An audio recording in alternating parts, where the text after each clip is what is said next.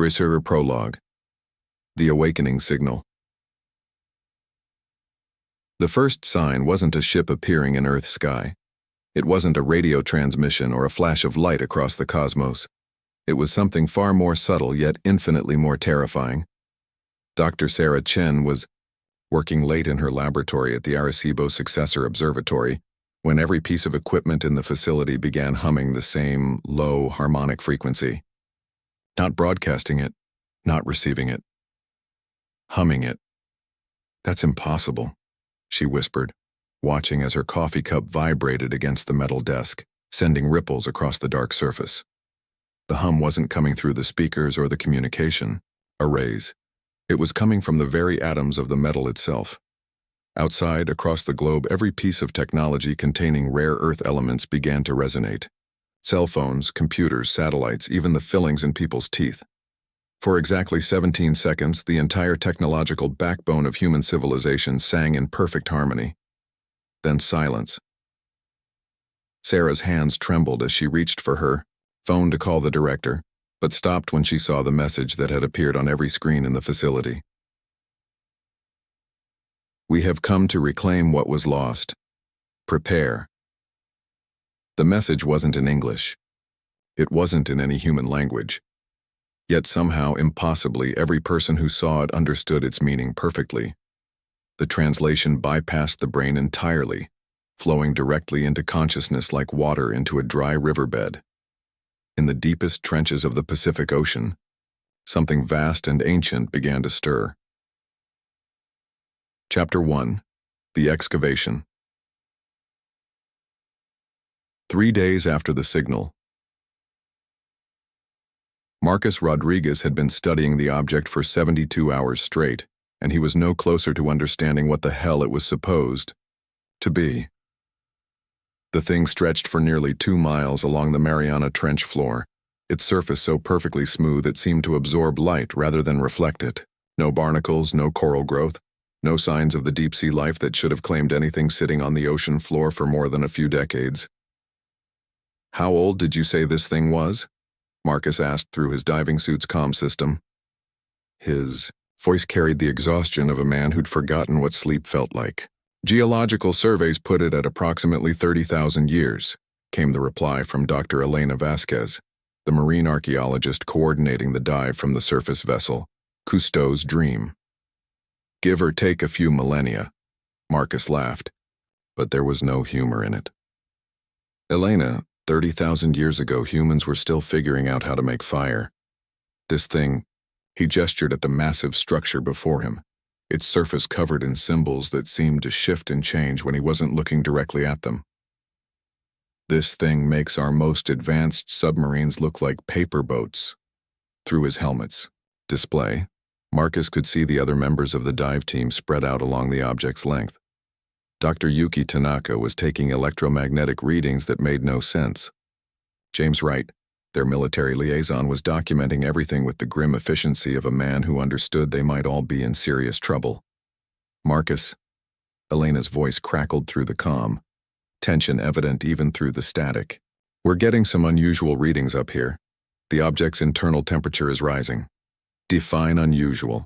It's gone from near freezing to 72 degrees Fahrenheit in the last 10 minutes. And Marcus, it's not just warming up, it's warming up from the inside out in perfect climate-controlled sections. Marcus felt his blood turn to ice water. Are you telling me this thing is turning itself on?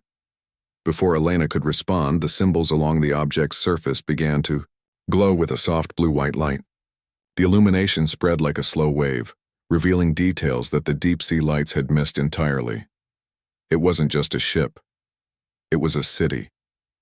Jesus Christ, James whispered over the comm. How many of them were there? The glowing symbols revealed vast windows, what looked like parks and gardens pressed against the transparent aluminum, and structures that defied every law of physics Marcus thought he understood. But it was the movement inside that made his heart stop. Shadows. Tall, graceful shadows moving through corridors that should have been flooded and lifeless. Elena, Marcus said, his voice steady, despite the adrenaline flooding his system. I think we need to surface, right now. Negative, Marcus. You're the first humans to see this. We need documentation, samples, anything that can help us. The water around them suddenly began to churn. Not violently, but with the deliberate motion of something massive displacing the ocean around it. It's moving, Yuki reported, her usual calm shattered. The whole structure is moving. Marcus looked up through the dark water toward the surface, 2 miles above. Elena, are you seeing this on sonar? Marcus, you need to get out of there. Now. But it was too late. The ancient ship was rising, carrying the dive team with it in a bubble of displaced water. Through the transparent sections, Marcus could see the tall figures more clearly now. They weren't shadows. They were waiting. Chapter 2. First Contact. Protocol Global Crisis Management Center, Geneva. Director Catherine Hayes had seen her share of global crises during her 20-year career with the United Nations. Pandemics, natural disasters, political upheavals that threatened to tear civilization apart. But nothing had prepared her for this. The briefing room's main screen displayed a feed from the Cousteau's dream, showing an impossible sight, a structure, the size of Manhattan breaking the surface of the Pacific Ocean like a surfacing whale. Water cascaded from its surfaces in torrents, revealing architecture that belonged in a dream. Status report, Catherine said, her voice cutting through the chaos of overlapping conversations. Admiral Sarah Johnson, representing NATO's Unified Response Team, spoke first. We have 17 naval vessels converging on the coordinates, but, ma'am, this thing makes our biggest aircraft carriers look like dinghies. If it's hostile, we don't assume hostility, Catherine interrupted. Not yet. What about the dive team? Dr. Elena Vasquez's voice came through the satellite link, crackling with interference. They're alive, but we've lost contact. The structure has some kind of field around it that's blocking our communications. On the screen, the massive ship continued its rise. It wasn't just emerging, it was transforming. Sections that had appeared solid were opening like flower petals, revealing interior spaces filled with light and what looked impossibly like vegetation. Ma'am, came a voice from the back of the room. Agent Lisa Park from the Department of Extraterrestrial Affairs, a division that had been created as a joke 5 years ago and suddenly become humanity's most important government department. We're getting reports from around the globe. Similar structures rising from deep ocean trenches. The Bermuda Triangle, the Mediterranean, the Arctic Ocean. Whatever this is, it's not just one ship. Catherine felt the weight of human civilization settling on her shoulders. How many? 12 confirmed so far, all identical to the Pacific structure. The room fell silent except for the hum of electronics and the distant sound of jets scrambling from military bases around the world. Director Hayes, Elena's voice came through the speakers again. Something's happening. On the screen, lights began appearing along the ship's hull. Not the harsh, artificial lights of human technology, but something softer, more organic. The lights pulsed in sequence, creating patterns that seemed almost like, "It's beautiful," someone whispered. Catherine keyed her microphone. "Elena, can you make out any kind of communication attempt?" "Negative, but Director, I think they're trying to tell us something. The light patterns, they're not random. There's mathematics in them. Prime numbers, Fibonacci sequences. It's like they're trying to establish that they're intelligent." Admiral Johnson leaned forward. "Or they're showing us how intelligent they are before they wipe us out." Before Catherine could respond, every screen in the facility went dark. Then slowly text began to appear. Not in English, not in any human language, but somehow everyone in the room understood it perfectly. "We mean no harm to the young ones. We have come only to reclaim what was left behind. There is much to discuss." Catherine stared at the message, feeling history pivoting around this moment. Get me a direct line to every world leader, and someone find out what the hell they left behind 30,000 years ago. Yerbo, Chapter 3, The Memory Keepers. Inside the Pacific vessel, designation, Haven 7. Marcus had never imagined that being inside an alien spacecraft would feel so familiar. The corridor where he and his team were being escorted was filled with warm, golden light that seemed to come from the walls themselves. The air smelled of growing things, earth and rain, and something floral he couldn't identify. His diving suit's atmospheric sensors showed the air was not only breathable, but somehow perfectly balanced for human physiology. "This is impossible," Yuki muttered, her scientific mind struggling to process what they were seeing.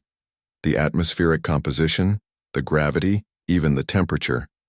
It's like this place was designed for us. Their escort, and Marcus still wasn't sure that was the right word, moved ahead of them with fluid grace. It stood nearly 8 feet tall, with elongated limbs and features that were almost human, but refined, perfected. When it had first spoken to them, its voice had carried harmonics that seemed to resonate in their bones. "Your species has grown much in our absence," the being had said, and somehow they all understood that grown meant something far more complex than simple evolution. James, ever the soldier, kept his hand near his sidearm despite the obvious futility of the gesture. "Where are you taking us?" The being turned, and Marcus saw its face clearly for the first time. The features were elegant, almost ethereal, but the eyes held something ancient and sad. "To see what we left behind, and to understand why we must take it back." They emerged into a vast chamber that defied the ship's external dimensions. Gardens spiraled up the walls, filled with plants that glowed softly in the dim light. Water flowed in impossible streams through the air, forming patterns and shapes before joining pools that reflected scenes that weren't in the room. But it was the center of the chamber that made Marcus's breath catch in his throat. A pillar of crystalline material stretched from floor to ceiling, and within it thousands of objects floated in perfect suspension. Artifacts, tools, fragments of metal and stone that pulsed with their own inner light. "The memory cache," their escort explained. "When we departed your world, we left this, and 11 others like it. They were meant to be insurance, a way to preserve what we had learned during our time here in case we needed to return." Elena's voice came through Marcus's comm system, somehow reaching them despite the ship's interference. "Marcus, can you hear me? We're getting massive energy. Readings from your location." "We're okay, Elena," Marcus replied, though he wasn't sure that was entirely true. "But you're not going to believe what we're seeing." Yuki approached the pillar, her scientific curiosity overriding her caution. "These objects, some of them, look familiar. That metallic fragment there, it resembles descriptions of the Tunguska meteor. And that crystalline structure, the wow signal," Marcus breathed, recognizing the geometric pattern from his radio astronomy background. "The radio signal we received in 1977. It wasn't from space, was it? It was from this." Their escort nodded gravely. "Your species has been finding pieces of our technology for centuries. Each discovery pushed you forward, helped you advance. We had hoped you would be ready when we returned." "Ready for what?" James demanded. The being gestured to the floating objects, and suddenly the chamber filled with images, holographic displays showing Earth's history from an impossible perspective. Civilizations rising and falling, ice ages, mass extinctions, and through it all, the gradual development of human technology, ready to help us face what drove us away in the first place, the being said, and its voice carried a note of fear that chilled Marcus to the bone. On the holographic displays, the images changed. Deep space, something vast and dark moving between the stars, consuming light itself. "They call themselves the Devourers," the being continued, "and they are coming." Bari, Chapter 4, The Choice. Global Crisis Management Center, 18 hours later. The world held its breath. In the 18 hours since the 12 ships had fully surfaced, everything had changed. The beings, who called themselves the Architect, had shared enough information to fundamentally alter humanity's understanding of its place in the universe. Director Catherine Hayes stood before the largest gathering of world leaders in history, connected by quantum encrypted communications, that the architects had somehow made possible. Every major government, every significant military force, every scientific institution on Earth was represented. "The situation is this," Catherine began, her voice steady despite the magnitude of what she was about to say.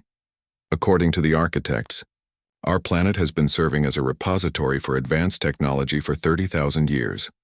Every major leap in human development, the discovery of metals, the development of electronics, even our recent advances in quantum computing, has been guided by artifacts they left behind." President Morrison of the United States leaned forward on his screen. "And now they want it back because of this threat they're talking about?" "The Devourers," Catherine confirmed. "A species that consumes energy on a galactic scale. According to the architects, they strip entire systems of life, leaving nothing but cold matter behind. They're approximately 50 years out from our solar system." Prime Minister Chen of China spoke up. "What exactly are they proposing?" Catherine took a deep breath. "They want to take their technology and leave. All of it. Every artifact, every piece of advanced material that has been integrated into our civilization. They believe that by removing their technology, they can mask Earth's energy signature and make us invisible to the Devourers." The silence that followed was deafening. "And if we refuse?" asked President Volkov of Russia. "Then they'll take the technology anyway, but Earth will remain visible to the Devourers. We'll be defenseless when they arrive." General Martinez from the European Union's military command spoke next. "What would losing this technology mean for us practically?" Catherine pulled up a holographic display that the architects had provided. "Complete collapse of our modern civilization. No satellites, no advanced computing, no modern medicine. We'd be set back roughly 200 years technologically speaking. But we'd be alive," someone pointed out. "Maybe," Catherine said. "Or maybe the Devourers will find us anyway, and we'll face them with nothing but primitive weapons." On her personal display, Catherine could see feeds from around the world.